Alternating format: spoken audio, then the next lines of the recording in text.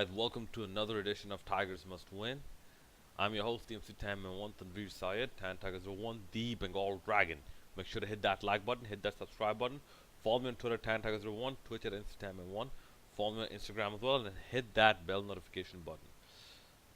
I'm here to preview the Bangladesh versus South Africa match that is actually going to start in a few hours, in about 6 hours. I've seen the training footage, or I've heard the training reports, the injury concerns, the pre-match press conference from Bangladesh and whatnot. And what I can say is I am not filled with confidence almost at all, because even Nazmul Hassan Papon, who's actually going in to give moral support, is saying that we definitely have a deficiency in the pace department. And let me just put that in simpler words. In this tournament, Bangladesh has the worst pace attack, hands down. At least, at least with Sri Lanka, you have Lasith Malinga. Okay, you you have Lasith Malinga. With Bangladesh, you have one bowler who can occasionally bowl the 140 mark, 140, 141, 142 maybe mark, kilometers per hour. Yeah, occasionally. On average, it's around the 130. It's to the point where like we're referred to as just straight up medium pacers. Okay, and what have we seen this tournament? No, people did not see the super flat wickets that they expected. People saw wickets where there was something in it for the bowlers, and from what I can understand, it might be a bit cloudy and there might be a little bit of rain tomorrow. If there's no rain, there's most likely going to be some clouds because you can't have rain without clouds, which means that the conditions will be more bowling friendly, especially early on because this is a morning game. And if we were playing in a similar on a similar pitch, maybe not the same pitch, but on a similar pitch that South Africa did in the opening match, this pitch is also going to have some turn, and the ball is going to stick to the pitch and come on to the bat. Maybe a bit slower than expected. Okay, so Bangladesh's detriment is that they really, really lack pace, and I mean really lack pace. It's not like India have pace either, but they have it more than Bangladesh. Like for those concerned, what India has is accuracy and variations and skill. Okay, like just look at a Jasprit Bumrah. I wouldn't say Muhammad Shami, but just look at a Jasprit Bumrah. Okay, and Mashraf is saying that South Africa are definitely the favorites to win this tournament. To win this match. Yeah, that does not fill me with too much confidence. And maybe Mashraf is being realistic. Maybe he sees that okay, South Africa are pissed off because they lost the first match, so they're looking, th- so they're looking at Bangladesh in the same way as a hungry lion looks at a crippled goat in the middle of a field, like a crippled succulent goat or something. Yeah, just eat it alive right then and there. Okay, that being said, what Bangladesh can do with the ball, first of all, you have to be accurate because with your limited resources, you cannot, you cannot afford to be anything but as accurate as you can if you want to even have the dream of being competitive with the ball. Okay, what Bangladesh can do, they can exploit the pitch because most of them get more movement off the pitch than they do in the air. I believe this has something to do with the Bangladeshi conditions itself, because Bangladesh, like generally it's not the the conditions are not that conducive to swing bowling, but uh, they have to judiciously use the width and depth of the crease while bowling, and they have to be very smart with their field placement. Very, very smart.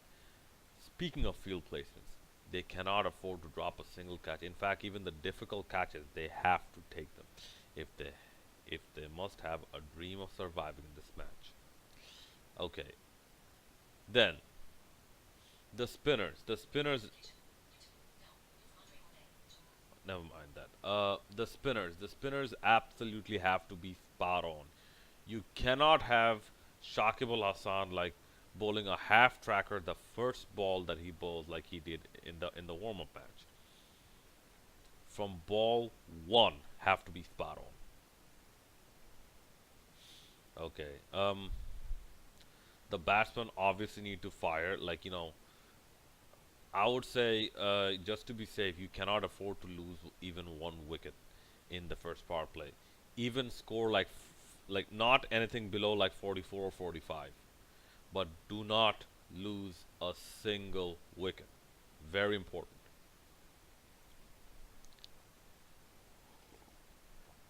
Okay, here's something that I have seen in the warm-up matches. Bangladesh were starting to hit the stumps a little bit more, trying to cause runouts, or in the warm-up match. Need to maintain and or improve that, and create that field pressure. Okay, all the batsmen, especially the Poncho Pandav, however they're called, the experienced five, especially all of them have to perform, because in this pitch, with our meager bowling attack, no total is too big. Remember that. Against this opposition in a pissed off mode. I have a feeling David Miller is gonna come back. He's gonna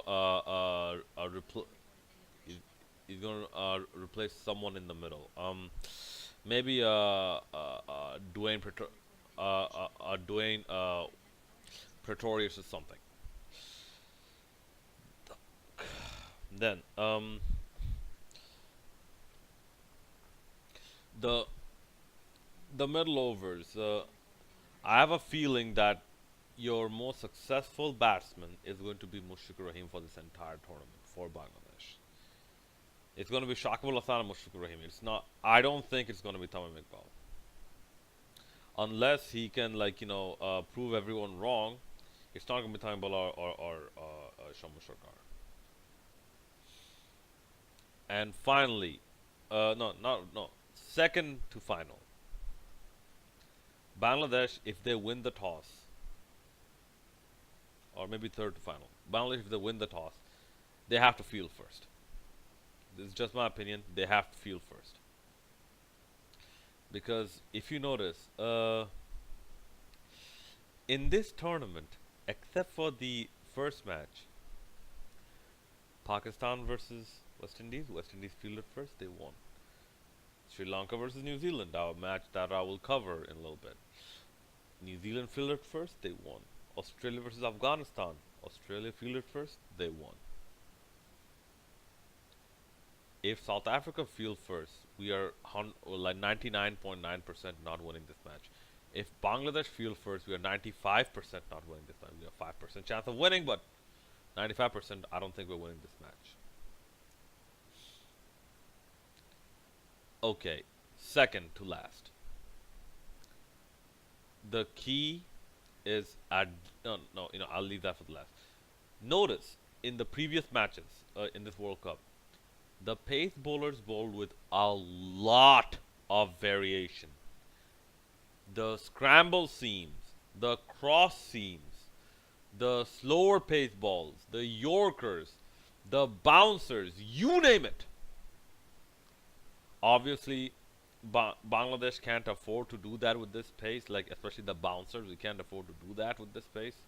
So Bangladeshi pace bowlers, please, please, don't get too trigger happy with the short pitch bowling. Okay, okay, you are not a Courtney Walsh. Yeah, Courtney Walsh training you. You are not Courtney Walsh. You don't have that pace. Okay, and finally, the greatest key to success is adaptability. Not only in these conditions, but in the innings itself. Can you stop those collapse of wickets? Can you stop those huge overs? Like, once you get hit for one boundary, then another boundary. Can you stop getting hit for all those boundaries? Can you bowl cleverly enough? Can you create pressure in the field, even though you have a very small target to defend? All these, all these will be the most important key to Bangladesh's success, the slim chances that they have. That plus, Mushfiq Rahim also has to uh, uh, be very quick with his reflexes and whatnot. Like, behind the wickets, in front of and behind the wickets. Okay, I'm sorry I might sound a little bit pessimistic with this, but when your own captain sounds pessimistic, when Nazmul Hasan Papon himself sounds so pessimistic, I'm not left with too much confidence now. I don't have too much confidence to, to actually get from our own team now, do I? Tom Iqbal has some injury scares. Hopefully he plays and he plays well tomorrow. And as for South Africa, they don't need a preview. Like they're they're looking to prove a point in this one. Hopefully, Faf du Plessis doesn't make some stupid decisions like not playing David Miller and whatnot. And hopefully, we'll have a good game. Hopefully, it will at least if Bangladesh loses. Hopefully, they will lose fighting, and it will not be like a Pakistan or another team today. Today, Sri Lanka. Hopefully, it'll be something a bit more respectable. All right, that's about it, guys. Let me know what you think about Bangladesh's prospects in the South Africa game and who your playing 11 would be. This is your boy, the Stamon, the Reef Side, Bengal Dragon signing out. And one last thing. No Abu Jaid. He is too inaccurate. No Abu Jaid, please.